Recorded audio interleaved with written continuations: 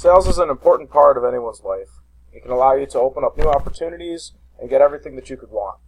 Using sales to your advantage is extremely important. So I'm going to talk about how to build rapport with a customer, how to build product knowledge to relate that to your customer, and then handle objections using the objection cycle when you do decide to ask for an order with a customer. So first thing, introductions are key. How you represent yourself and how you introduce yourself to a customer is extremely important. A firm handshake, eye contact, and strong posture is the best way to introduce yourself to anyone.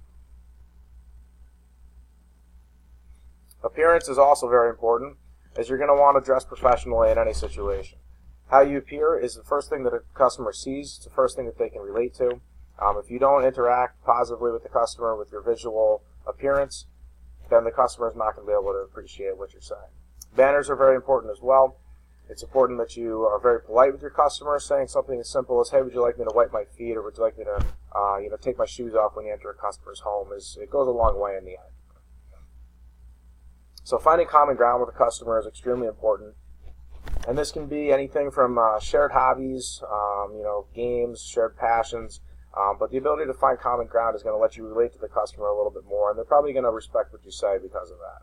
So these interests can be anything, but being able to create common ground and interest with the customer, it gives you something to talk about and something to build upon and build rapport with the customer, which is very, very important in the long run.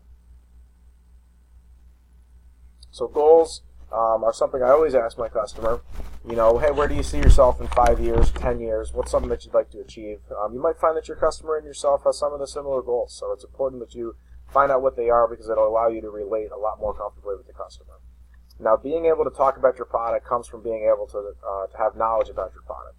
If you're not knowledgeable about your product, the customer's going to ask you questions, you're not going to know the answers, you're not going to be able to build value in your product, and you're going to end up losing the customer's trust because of it. So doing your research on any product that you're selling is extremely important.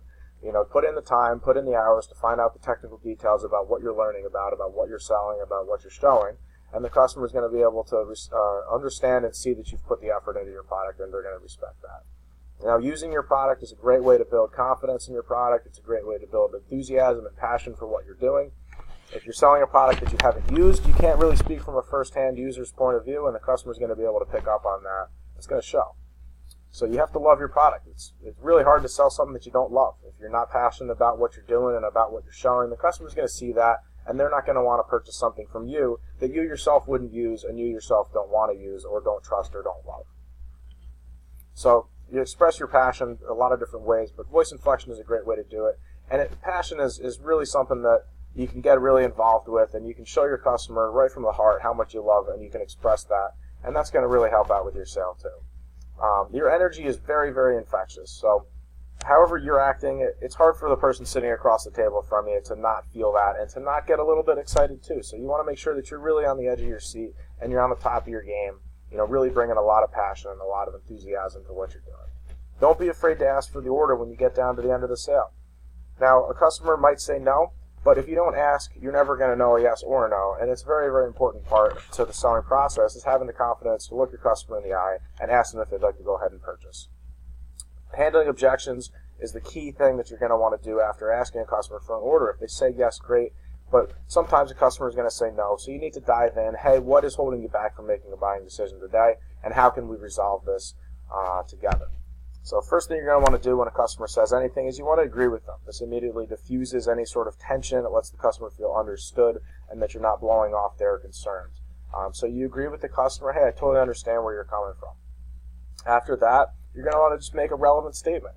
However, but these are great transition words. However, do you see the value in the product? And can you see yourself using this for not just, the next couple months, but for 5, 10, or 15 years down the road and the value that you're going to get out of it?